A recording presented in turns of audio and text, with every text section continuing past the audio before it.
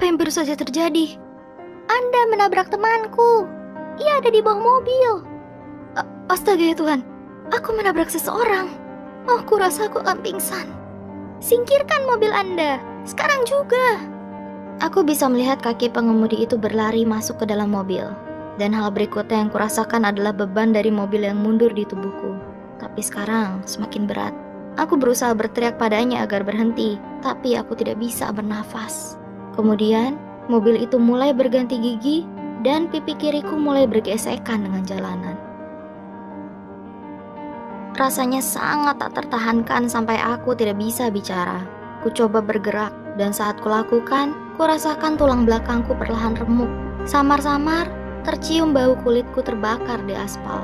Ku coba menggerakkan wajahku dan melihat tanganku, tapi aku tidak bisa melihat apapun. Di sinikah akhirku? Di bawah besi panas ini. Ku ambil nafas di tengah rasa sakit dan saat ku buka mataku kembali, kulihat kaki yang sama keluar dari kursi pengemudi dan muntahan hijau bercipratan di trotoar. Apa kamu baik-baik saja? Oh Tuhan, maafkan aku. Apa kamu bisa mendengarku? Temanku berlutut di sebelah mobil dan meraihku, berusaha untuk mengeluarkanku dari bawah mobil. Saat ia menarikku, aku berteriak kesakitan merasakan kulitku yang robek karena aspal panas. Dengan segera ia melepas tanganku yang sekarang patah, dan setelah ia menarik diri, kulihat tangannya berwarna merah. Aku bisa mendengar sirine dari kejauhan semakin mendekat, sementara temanku berlarian dengan panik berteriak meminta pertolongan. Ia berbaring tepat di sebelah mobil dan berkata, "Maafkan aku. Aku tidak tahu. Apa kamu kesakitan?" Aku tidak apa-apa. Aku terbatuk. Kukira untuk sesaat saja aku memang tidak merasakan sakit sama sekali. Kemudian kusadari aku tidak bisa merasakan apapun. Aku menempel dengan jalanan saat wajah petugas polisi menggantikan temanku dan melihatku dengan raut terkejut. "Apa kamu merasakan sesuatu? Bisakah kamu menggerakkan tanganmu? Tetap tenang, kami akan mengeluarkanmu. Bisa ku minta nomor kontak orang tuamu?" Yang ku tahu adalah aku baru saja ditabrak mobil. Aku hanya bisa membayangkan seperti apa rupaku saat ia menanyakan nomor orang tuaku. Saat ia menelepon, ayahku yang menjawab. Awalnya beliau pikir mereka salah sambung karena petugas polisi itu berkata aku terlibat kecelakaan mobil. Kecelakaan mobil? Maaf, tapi itu tidak masuk akal. Saya rasa Anda salah menghubungi orang. Anak saya masih terlalu muda untuk bisa menyetir. Tidak, Pak. Anak Anda tertabrak mobil dan saat ini masih terjepit di bawah mobil.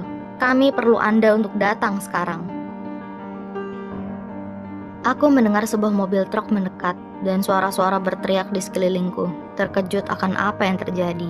Aku mencoba mencerna apa yang mereka katakan, tapi suara mereka campur aduk dengan suara orang sekitar, temanku yang sedang ditanyai dan sekarang tambahan paramedik. Hal berikutnya yang ku tahu, seorang petugas pemadam kebakaran berlutut dan berkata, "Nak, semua akan baik-baik saja. Kami akan mengangkat mobil ke atas dan menarikmu keluar. Ini mungkin akan terasa sedikit sakit, tapi aku berjanji kami akan mengeluarkanmu."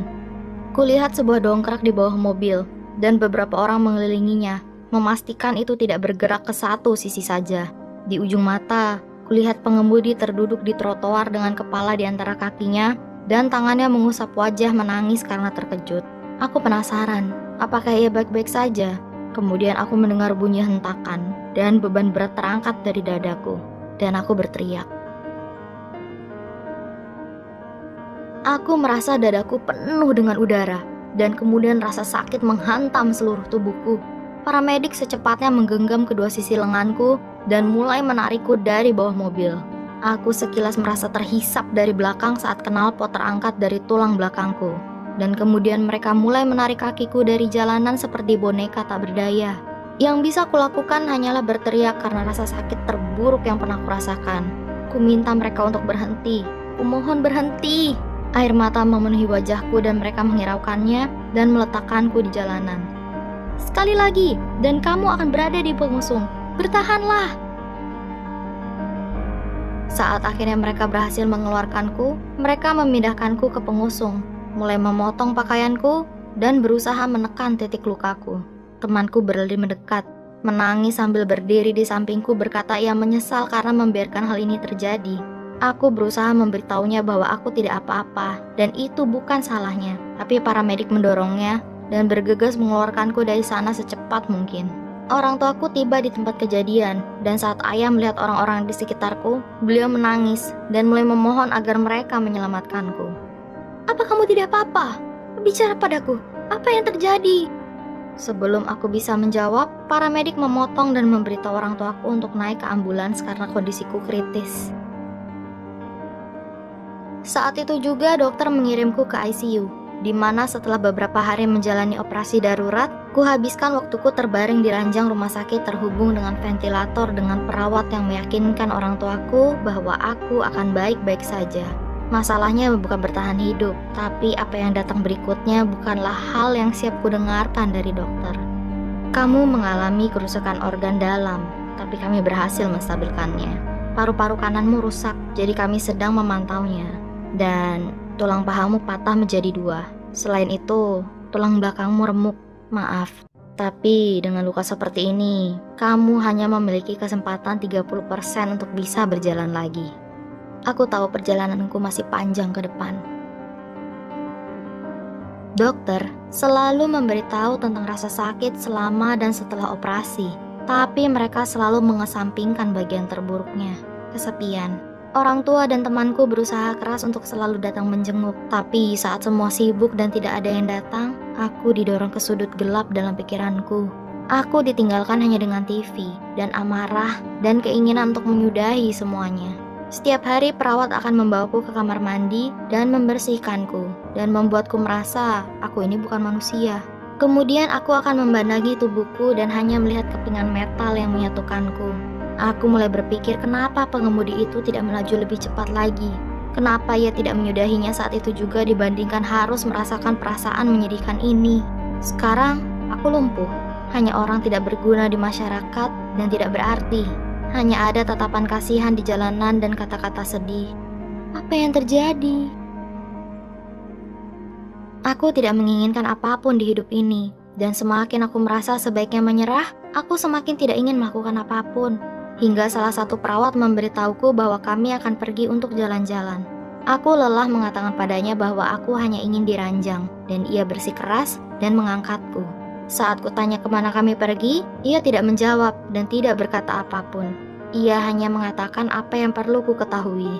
Ia mendorongku dari satu lantai ke lantai lain sembari memberitahuku nama-nama area di sana. Yang pertama adalah ruang IGD, di mana kulihat seorang anak lelaki menangis dengan tangan yang patah dan ibunya menenangkannya agar ia tidak merasa terlalu sakit. Kemudian aku melewati area persalinan, di mana ku dengar tarikan nafas dan tangisan bayi. Lalu aku melewati ICU di mana kulihat satu keluarga berkumpul mengucapkan selamat tinggal pada kerabat mereka. Itu adalah kombinasi momen di mana aku mengerti betapa rapuh dan tidak terduganya hidup ini. Kita bisa duduk dan bergumul dengan apa yang kita miliki, apa yang seharusnya dimiliki, tapi pada akhirnya, satu-satunya kendali yang kita miliki hanyalah menerima. Tidak ada inti dari permintaanku agar sebaiknya aku pergi dibandingkan harus berada di situasi ini dan berharap hal yang sama untuk pengemudi itu. Jadi, aku melakukan yang harus dilakukan, dan itu adalah menerimanya.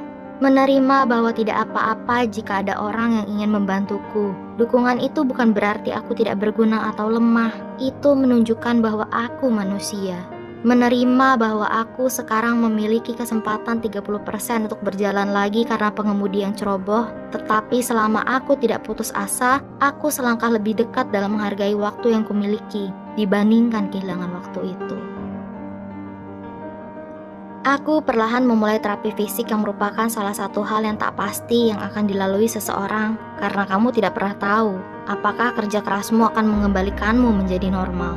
Kamu hanya harus terus mencoba dan berharap itu akan berhasil. Butuh berminggu-minggu tapi harinya datang juga saat aku akhirnya berhasil melakukan apa yang biasanya orang-orang lakukan setiap hari. Aku berdiri dengan kakiku sendiri dan mengambil langkah pertamaku. Dokterku tidak percaya saat ia memintaku untuk berjalan perlahan. Aku tidak bisa menjelaskan padamu perasaan yang kurasakan saat aku bisa melakukannya. Yang bisa kukatakan adalah, aku menangis, dan setiap langkah yang kuambil semakin kuat dan semakin percaya diri dibandingkan sebelumnya. Aku mengalahkan angka 30% itu dan membuktikan bahwa keinginan seseorang dan kepercayaan untuk berjuang jauh lebih hebat. Itu tidak 100% dan itu butuh waktu dan aku harus menerimanya. Tapi hari itu tidak masalah selama aku terus melangkah maju. Orang tuaku begitu gembira, tapi itu tidak lama. Saat mereka mulai bicara akan menuntut si pengemudi, ayah mulai menghubungi pengacara manapun yang ingin mengambil kasus ini. Tapi aku tidak menginginkannya. Aku tidak ingin menghancurkan hidup seseorang karena kesalahan yang mereka buat. Jadi kuraih tangan ayah dan mengatakan padanya bahwa aku tidak marah pada pengemudi itu dan aku memaafkannya. Sebaiknya beliau juga. Beliau tidak tahu harus berkata apa. Dan aku bisa lihat amarah masih memenuhinya. Aku tahu ayah mungkin berpikir aku naif, tapi daripada mengatakan apapun, beliau hanya mengangguk. Kurasa saat itu yang perlu ia tahu adalah aku baik-baik saja. Bahwa setelah apa yang kami lalui, aku masih memiliki kekuatan untuk memberi saat ia membutuhkannya. Aku belajar menerima kehidupan apa adanya sebagai hal terbaik yang bisa dilakukan semua orang. Menyimpan kebencian atau dendam pada mereka yang sengaja ataupun tidak melakukan sesuatu pada kita hanya akan menghentikan diri kita mensyukuri hidup kita sendiri. Aku cukup beruntung mengatakan aku bisa berjalan di lorong sekolah dan menjadi diriku lagi. Aku tahu tidak semua orang bisa mengatakannya dan aku tidak berharap seseorang bisa mengerti. Tapi apa yang kuharapkan bisa kamu ambil dari ceritaku ini, terkadang kekuatan terkuat ada dalam memaafkan.